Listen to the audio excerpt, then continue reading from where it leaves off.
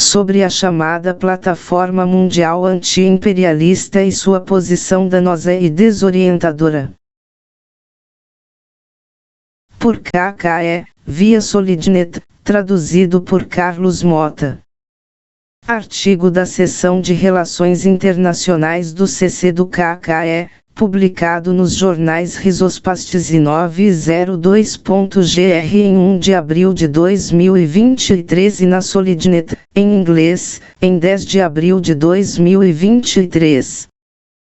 A eclosão da guerra imperialista na Ucrânia acirrou as contradições dentro do movimento comunista internacional em torno de graves questões político-ideológicas que o atormentam há anos e expressam a influência oportunista em suas fileiras. Naturalmente, o foco estava na postura em relação ao caráter imperialista da guerra que está sendo travada entre os Estados Unidos, OTAN e a Rússia capitalista no território da Ucrânia, a postura em relação à burguesia e seus representantes políticos, como a social-democracia, as análises problemáticas do sistema imperialista e da posição da China e da Rússia, e outras questões, mais profundamente ligadas à questão da estratégia errônea de etapas rumo ao socialismo, de apoio e participação nos governos burgueses. Nessas circunstâncias, às vésperas do 22º Encontro Internacional dos Partidos Comunistas e Operários, EIPCO, realizado em Havana em outubro passado, surgiu em Paris uma nova organização internacional denominada Plataforma Mundial Anti-Imperialista, PMAI, que já organizou uma série de atividades em Belgrado, Atenas e recentemente em Caracas, organizadas pelo governante Partido Socialista Unido da Venezuela, PSUV. O evento da PMAI na Venezuela coincidiu com o ataque antipopular lançado pelo governo social-democrata do PSUV à classe trabalhadora e às camadas populares da Venezuela, no momento em que chegou a acordos com a oposição de direita e os Estados Unidos, intensificando ataques anticomunistas e ações subversivas contra o PC da Venezuela. É importante observar quais as forças que a compõem, bem como as principais posições problemáticas da PMAI. Um peculiar amálgama de forças políticas. Uma amálgama de forças políticas está envolvida nas atividades da PMAI, em que as forças social-democratas, como o já mencionado PSUV, uma organização sul-coreana, Partido Democracia do Povo, que surgiu do nada, desempenham o papel principal, juntamente com alguns partidos comunistas e operários, como o Partido dos Trabalhadores Húngaros, o Partido Comunista, Itália, o Novo Partido Comunista da Iugoslávia, o Partido Comunista dos Trabalhadores Russos, o Partido Comunista Libanês, o Maoísta. Partido Comunista da Grã-Bretanha, Mililitro, o Polo do Renascimento Comunista na França, etc. Além disso, como denunciou o Partido Comunista do México, até forças políticas nacionalistas, racistas e reacionárias participaram dos eventos em Caracas. Assim foi, por exemplo, a organização nacionalista espanhola Vanguardia Espanhola, cujas raízes remontam ao filósofo nacionalista Gustavo Bueno, ativo combatente falangista e apoiador do ditador fascista Franco na década de 1950. A vanguardia venezolana, vanguarda venezuelana, é de um tipo semelhante.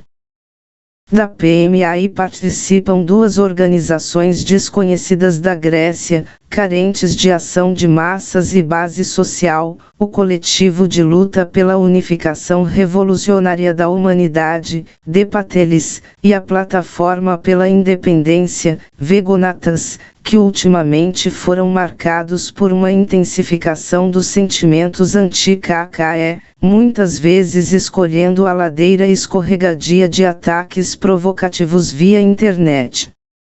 O imperialismo como uma situação anormal que pode ser remediada. A PMI apresenta uma imagem completamente invertida da realidade global que vivemos.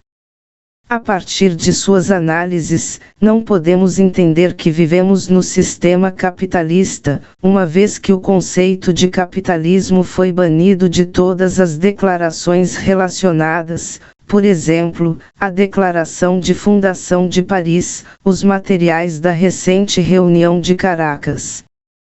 Permita-nos abrir um parêntese aqui, pois deve-se notar que na tradução grega da Declaração de Fundação de Paris, a palavra capitalista foi adicionada em um ponto antes de imperialista, algo que não aconteceu no inglês, espanhol e versões francesas desse documento.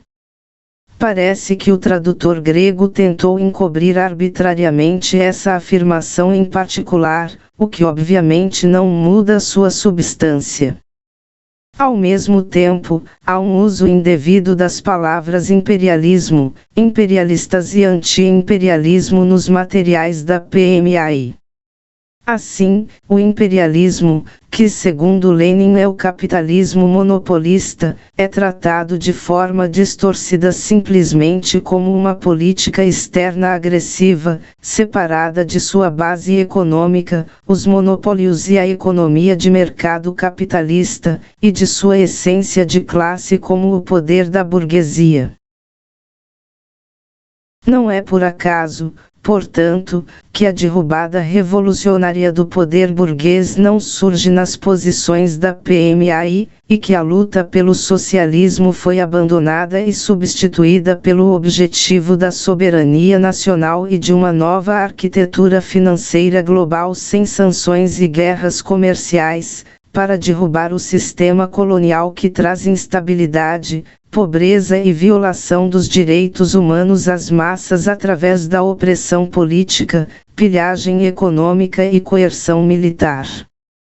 Em todas as suas afirmações é característica a identificação do conceito de imperialismo com a potência mais forte do sistema imperialista internacional até hoje, ou seja, os Estados Unidos. Mesmo quando se faz referência a outras uniões imperialistas, como a UE, a OTAN, o FMI, o Banco Mundial etc., assume-se que se trata de interesses imperiais dos Estados Unidos. Dessa forma, como num passe de mágica, ocultam-se as responsabilidades e interesses próprios das classes burguesas dos demais estados capitalistas, exceto os Estados Unidos, que participam dessas alianças.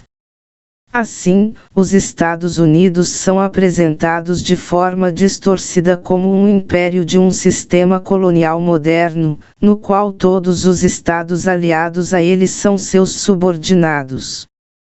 Pelo contrário, considera-se que a Rússia e a China não são potências imperialistas agressivas e juntamente com outras, como a Coreia do Norte e o Irã, são apresentadas como anti-imperialistas, que, juntamente com os chamados governos progressistas da América Latina, resistem ao imperialismo.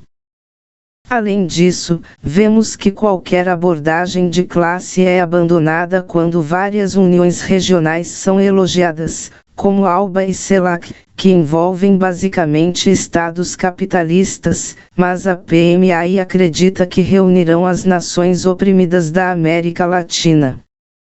Finalmente, no que diz respeito à guerra imperialista na Ucrânia, a PMI a considera um ato de agressão dos Estados Unidos, que está usando a Ucrânia para atacar as anti-imperialistas Rússia e China. Que não há dados econômicos que justifiquem caracterizar a China ou a Rússia como imperialistas. São países que não vivem de superexplorar ou saquear o mundo, afirma a PMI. A bandeira do Sindicato dos Estivadores do Porto de Pireu, de propriedade do monopólio chinês COSCO, diz: nenhum morto a mais para os lucros da COSCO. Breve crítica das posições básicas da PMI. O que é imperialismo e quem é anti-imperialista?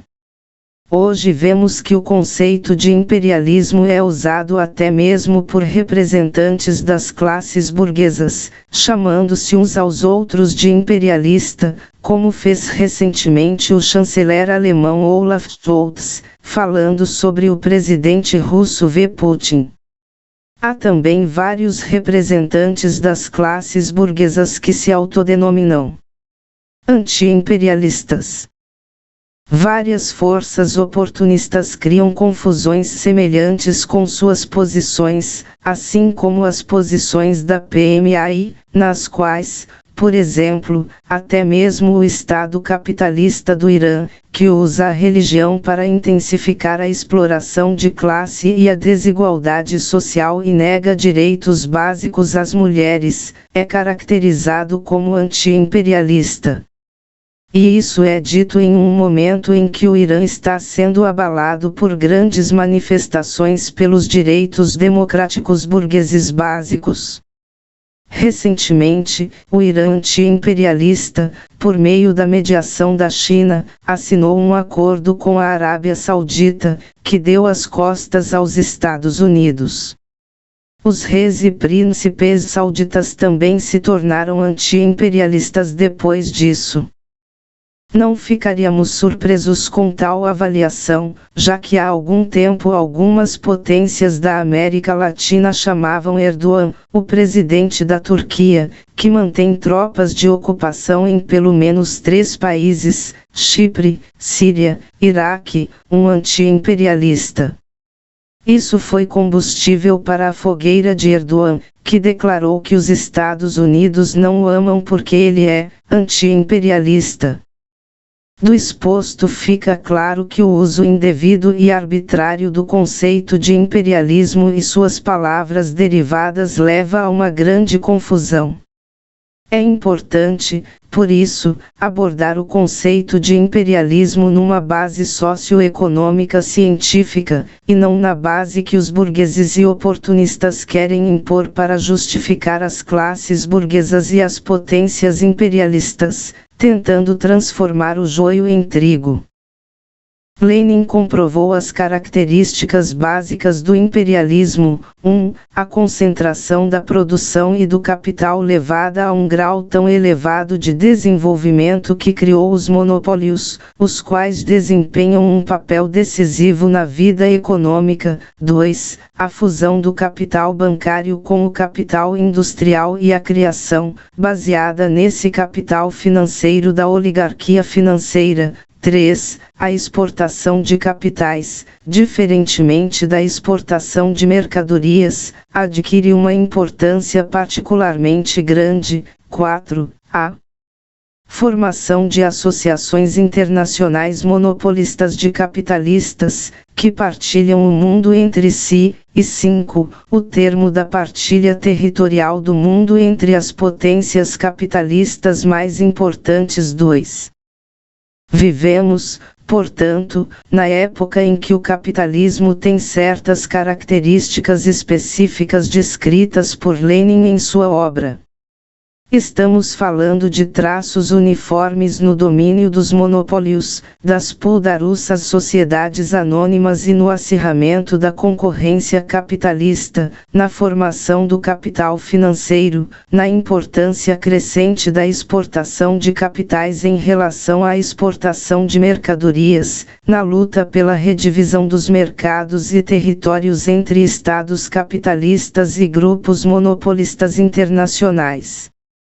Lenin trata o imperialismo como a etapa superior do capitalismo, como intitulou sua brochura sobre o assunto, destacando que o capitalismo monopolista é a mais completa preparação material do socialismo, é a sua antecâmara, é o degrau da escada da história entre o qual e o degrau chamado socialismo não há nenhum degrau intermédio.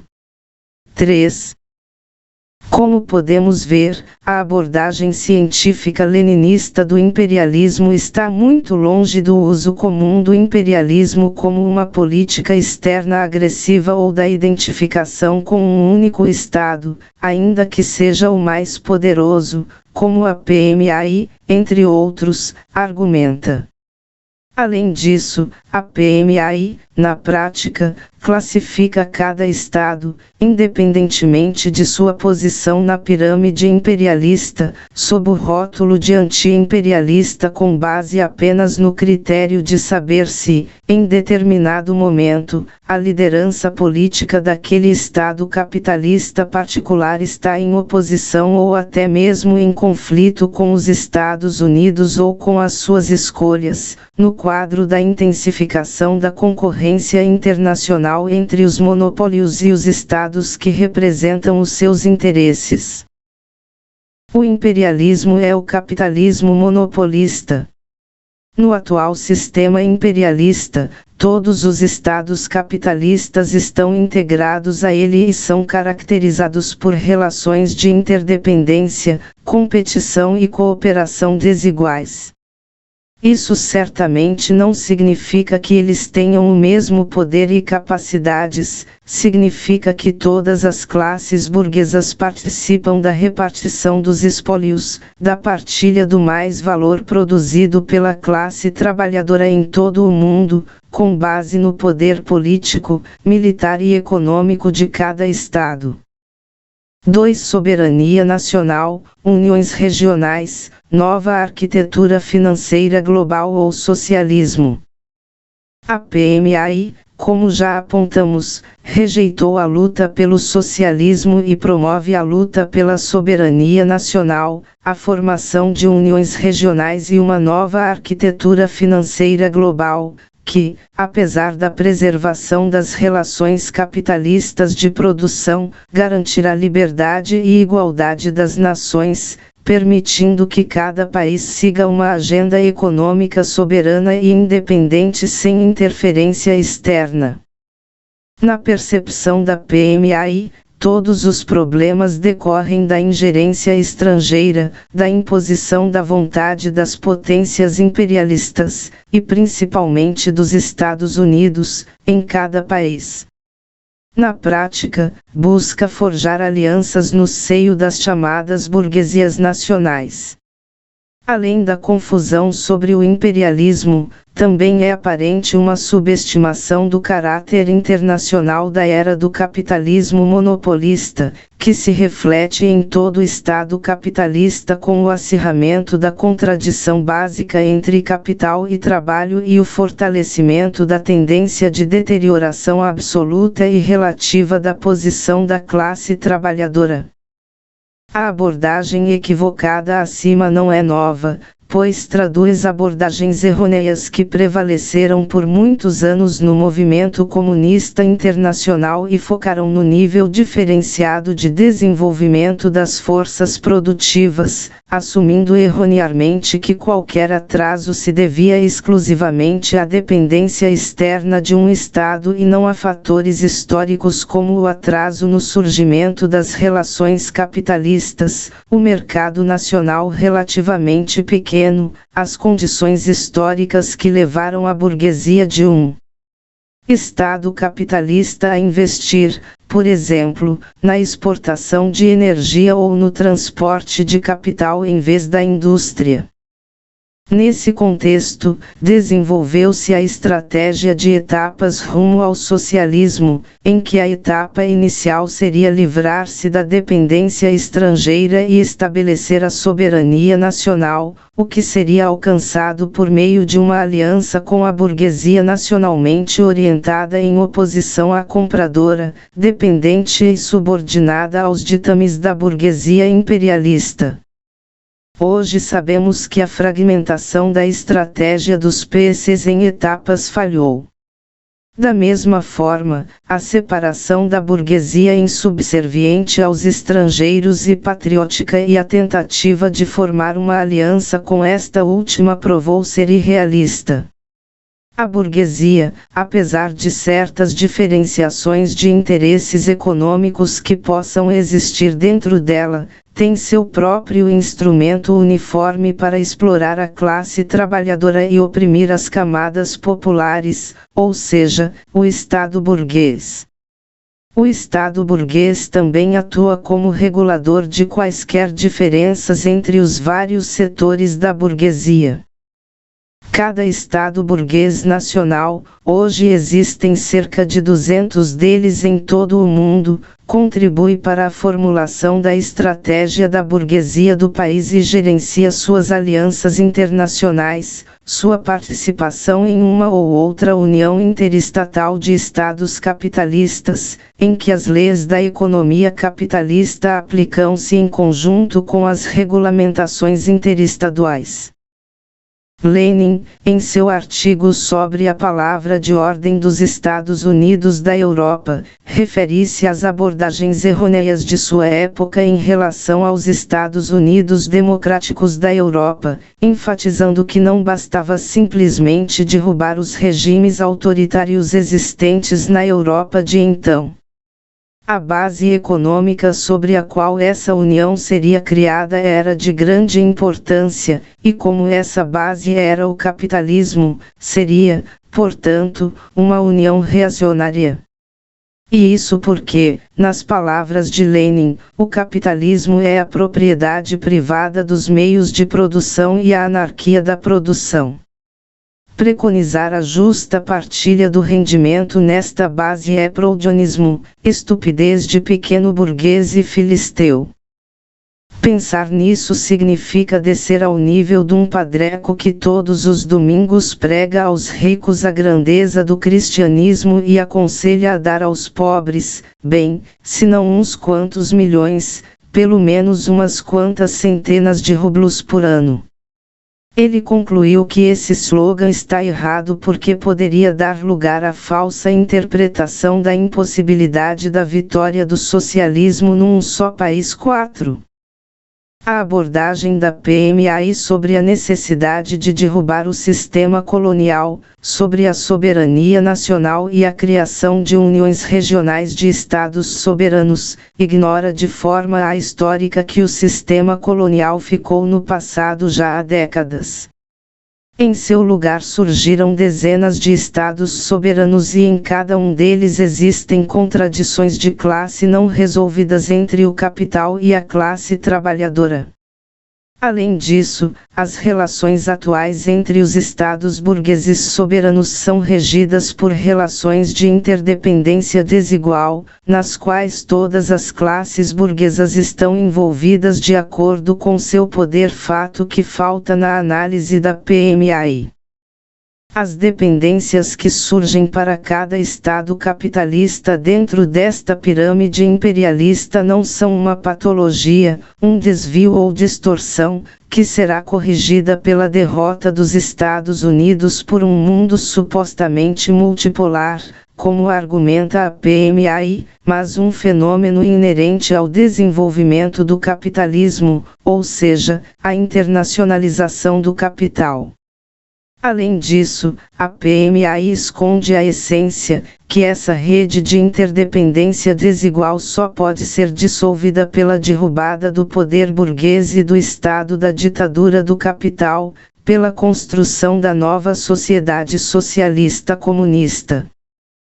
Quando os abutres imperialistas se enfrentam, o lado certo da história é não escolher o lado do abutre mais fraco para que ele possa ocupar o lugar do mais poderoso.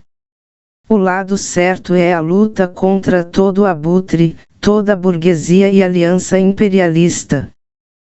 3. Qual é a natureza da China e da Rússia?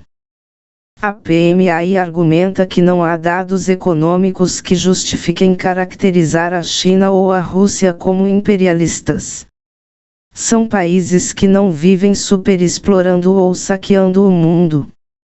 Eles não colocam outros países em escravidão militar, tecnológica ou por dívida e que Rússia e China não são potências imperialistas agressivas, mas, ao contrário, são alvos de nossos inimigos porque se opõem ao domínio global completo dos Estados Unidos.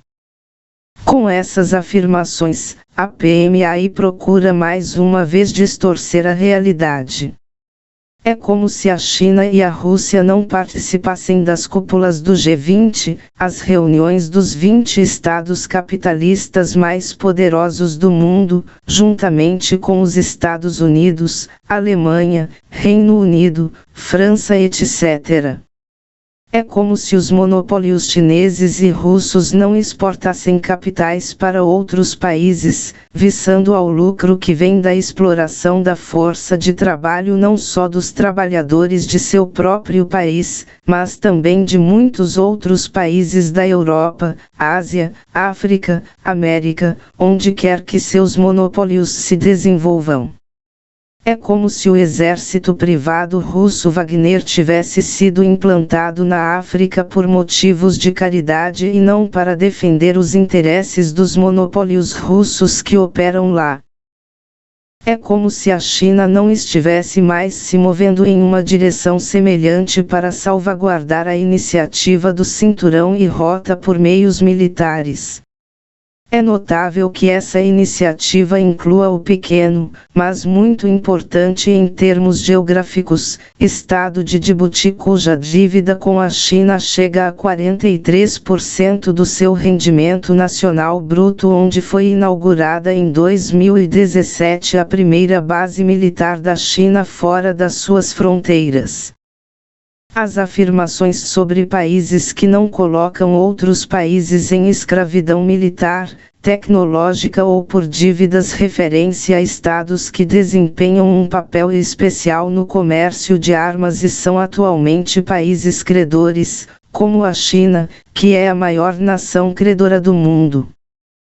Eles se referem à Rússia, onde monopólios gigantes, Gazprom, Rosneft, Lukoil, Rosatom, Sberbank, Norilsk Nickel, Rosvoruzenie, Rostec, Rusal etc., exploram milhões de trabalhadores, não apenas na Rússia, mas também nas ex-repúblicas soviéticas, na Comunidade de Estados Independentes, CEI, na África, na América do Sul, na Europa, no Oriente Médio, no Golfo Pérsico etc.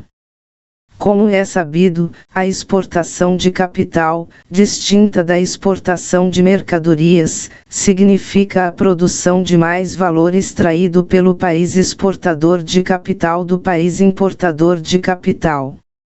Em 2014, a Rússia ficou em 8º lugar entre os exportadores de investimento estrangeiro direto, IED, globalmente e caiu para 18º lugar no ranking global devido a sanções em 2018.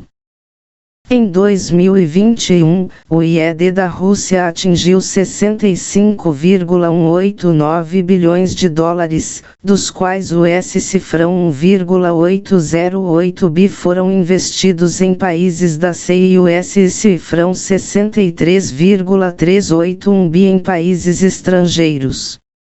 Segundo o Banco Mundial, a Rússia ocupa o 5º lugar entre os credores dos países em desenvolvimento, atrás de China, Japão, Alemanha e França 5.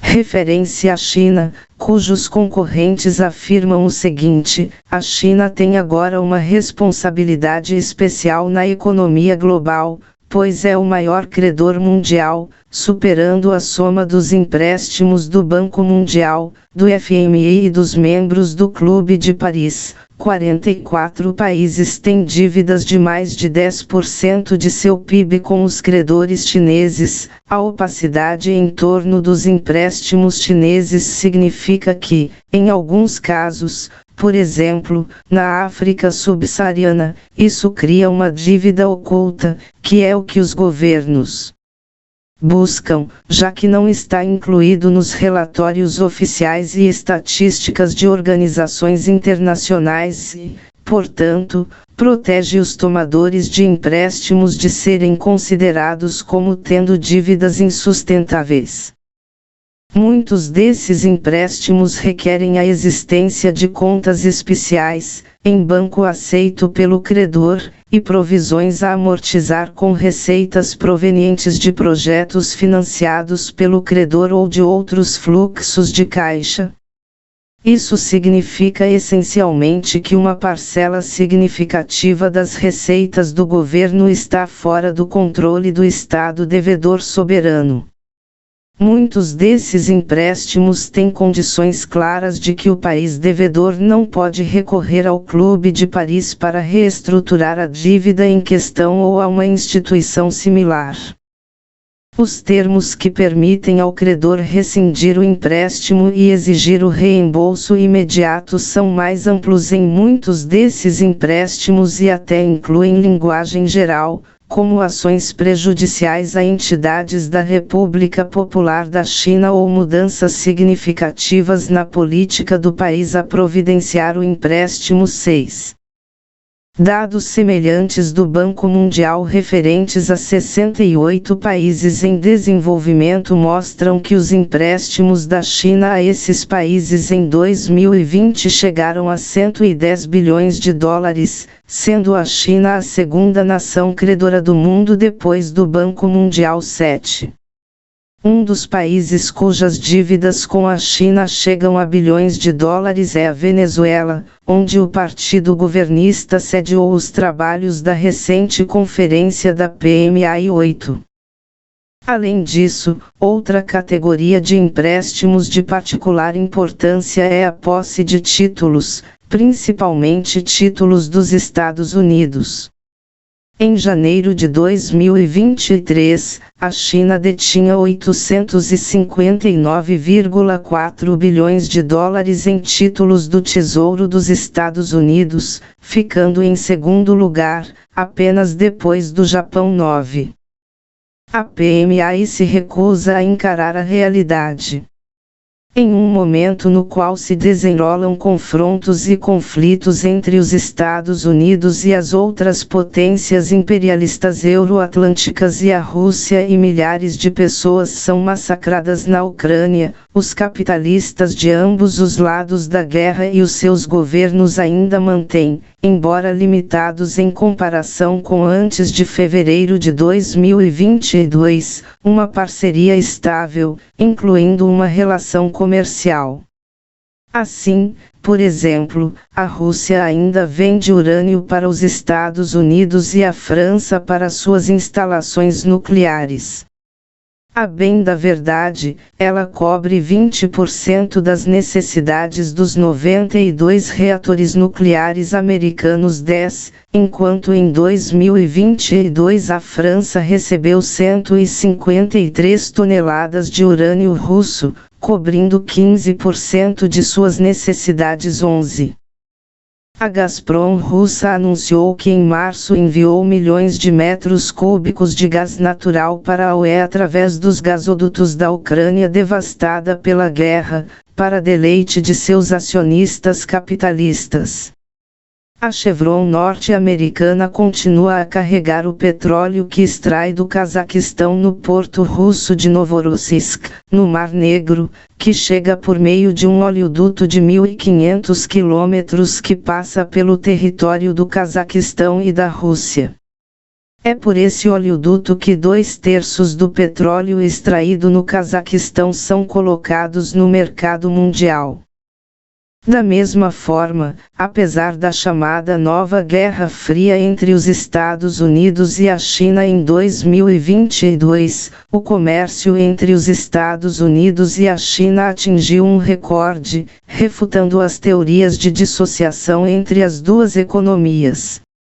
De acordo com dados oficiais do Departamento de Comércio dos Estados Unidos, o comércio bilateral atingiu 690,6 bilhões de dólares, com as exportações dos Estados Unidos para a China aumentando em 2,4 bilhões de dólares, chegando a 153,8 bilhões de dólares.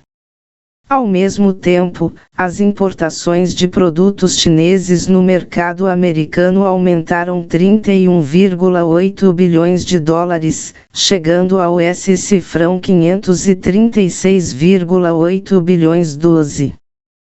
Surge a pergunta, em um momento em que sanções econômicas estão sendo impostas, quando os gastos militares disparam, quando o derramamento de sangue está ocorrendo na Ucrânia, quando as várias potências envolvidas no conflito estão aumentando a ameaça de armas nucleares, como é possível que os capitalistas de ambos os lados estejam lucrando com relações comerciais diretas ou por meio de terceiros? Nas palavras de Marx, o capital nasce escorrendo sangue e lama por todos os poros, da cabeça aos pés. Com um lucro adequado, o capital torna-se audaz. Com 10%, ele está seguro, e é possível aplicá-lo em qualquer parte. Com 20%, torna-se impulsivo. Com 50%, positivamente temerário. Com 100%, pisoteará todas as leis humanas. Com 300%, não há crime que não arrisque, mesmo sob o perigo da forca. 13. A PMI esconde cuidadosamente o fato de que tanto na China quanto na Rússia as classes burguesas, os monopólios, estão no comando, lidando e se chocando com os monopólios dos Estados Unidos, da UE e de outros estados capitalistas e uns com os outros. Nenhum dos lados do conflito, portanto, é inocente como uma pomba, como a PMI os descreve, mas todos são abutres. A China até desafia diretamente a supremacia dos Estados Unidos no sistema imperialista. Como Lenin apontou, quando os abutres imperialistas se enfrentam, o lado certo da história é não escolher o lado do abutre mais fraco para que ele possa tomar o lugar do mais poderoso. O lado certo da história é escolher o lado dos povos contra o campo dos capitalistas, que ora ganham com a paz, ora com a guerra, derramando o sangue da classe trabalhadora e dos povos. 4. Guerra por procuração dos Estados Unidos na Ucrânia ou guerra imperialista. A abordagem seletiva da PMI de que a guerra na Ucrânia é uma provocação da OTAN com uma guerra por procuração contra a Rússia no território da Ucrânia tenta, antes de tudo, desviar a atenção da questão principal, que essa guerra é focada na divisão da riqueza mineral, energia, territórios e força de trabalho, oleodutos e redes de transporte de mercadorias, pilares geopolíticos, cotas de mercado 14 e está sendo travada pelas classes burguesas da Ucrânia, em aliança com os Estados Unidos e a OTAN, e da Rússia e seus aliados. Esses são os critérios básicos que verificam que o caráter da guerra é imperialista e está sendo travada por interesses estranhos aos dos povos. Claro, o fato de que os Estados Unidos estão usando a Ucrânia como ponta de lança contra a Rússia capitalista, cercando-a com a ampliação da OTAN, com novas bases militares e com armas é inegável hoje. O KKE lutou contra tudo isso, votou contra na Grécia e no Parlamento Europeu. Foram os comunistas que, ao completar um ano desde o início da guerra imperialista, organizaram centenas de protestos nos portos, na frente das bases, nas ruas e nas ferrovias contra os Estados Unidos, OTAN e seus planos imperialistas agressivos, contra o envolvimento da Grécia na guerra. Os membros do CC do KKE e do CC da KNE foram presos e julgados pela burguesia grega e seu Estado por suas manifestações anti-OTAN, e não os membros das organizações gregas inexistentes, com nomes inventados, que participam da PMI. Assim como também é verdade que a inaceitável invasão militar da Rússia na Ucrânia, lançada pelos interesses e planos estratégicos da burguesia russa, que o KKE também condenou inequivocamente, funciona objetivamente como um amortecedor para a China em seu grande conflito com os Estados Unidos pelo controle do sistema imperialista mundial. As forças políticas de cada país não estão divididas, como afirma a PMI, entre pró-Rússia e pró-Estados Unidos em razão da guerra imperialista. Essa é uma distinção falsa, que não é feita apenas pela PMI.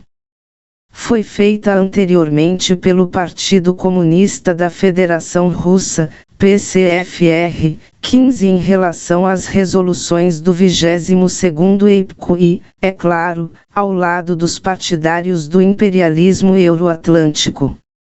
Assim, ao mesmo tempo que a PMI e o PCFR acusam o KKE de sentimento antirrusso, o jornal informal da UE, o Eu Observer, acusa o KKE de russofilia com base nas votações ocorridas no Parlamento Europeu 16. A verdade é que o KKE está firmemente ao lado da classe trabalhadora e dos povos e contra o campo das classes burguesas, dos estados e seus governos. Esse é um remédio amargo para a PMI engolir, que por sua existência confirma nossas recentes observações de que o movimento comunista internacional está sujeito a pressões ligadas a interesses geopolíticos estatais 17 alheios aos princípios ideológicos e políticos do movimento comunista revolucionário. A esse respeito, não se explora apenas um anti-imperialismo oco, mas também um antifascismo falso e desdentado, que separa o fascismo do capitalismo que lhe deu origem. Essa abordagem apoia o pretexto de exploração pelas classes burguesas para servir aos seus interesses antipopulares na guerra imperialista na Ucrânia. ______. Notas. Partido Comunista do México. Nota sobre a reunião em Caracas de la Plataforma Mundial Anti-Imperialista. Disponível em http://url. Anti-imperialista / 2 Lenin, VI. O imperialismo, etapa superior do capitalismo. Campinas, SP, FE/Unicamp, 2011, p. 218. Disponível em http://url. 3 Lenin, veio a catástrofe que nos ameaça e como combatê-la. Obras escolhidas em 3 tomos. Lisboa, Edições Avante, 1978, T2, P165-200. Disponível em http://url. 4 Lenin, veio sobre a palavra de ordem dos Estados Unidos da Europa. Obras escolhidas em 3 tomos. Lisboa, Edições Avante, Moscou, Edições Progresso, 1977. Disponível em http://url. 5 Comitê Ideológico do CC do KKE, alguns dados sobre a economia da Rússia, Revista Comunista, Comep, edições 5-6, 2022. 6 China como anti-FMI, a diplomacia dos empréstimos, 21 de setembro de 22, http://url. DNT e Diplomatiatondaneion / 7 O papel da China na dívida externa pública nos países GSSE e na iniciativa do Cinturão e Rota, BRI, em 2020, http://url. 8 Estes são os países mais endividados com a China, http://url. 9 Apenas negócios, porque a China está vendendo a dívida do governo dos Estados Unidos, http://url. 10. As exportações de tecnologia e combustível nuclear da Rússia cresceram mais de 20% em 2022, http://url. 11. A França comprou 153 toneladas de urânio enriquecido da Rússia para suas usinas nucleares em 2022, http://url. 12. Comércio recorde entre os Estados Unidos e a China, http://url. 13. Marx K. O Capital. Vol. 1. São Paulo, Boitempo, 2011, p. 1010 da versão disponível em http://url. 14. Resolução do CC-do-KKE sobre a guerra imperialista na Ucrânia, http://url. Guerra imperialista na Ucrânia / 15. Sobre o confronto ideológico-político no 22º Encontro Internacional dos Partidos Comunistas e Operários e o truque sobre o sentimento anti-russo e pró-russo, Rizospastes 26-27/11/22, http://url. 16. Dados de votação revelam eurodeputados favoráveis à Rússia no Parlamento da UE, http://url. 17. Teses do CC-do-KKE para o 20º Congresso, http://url.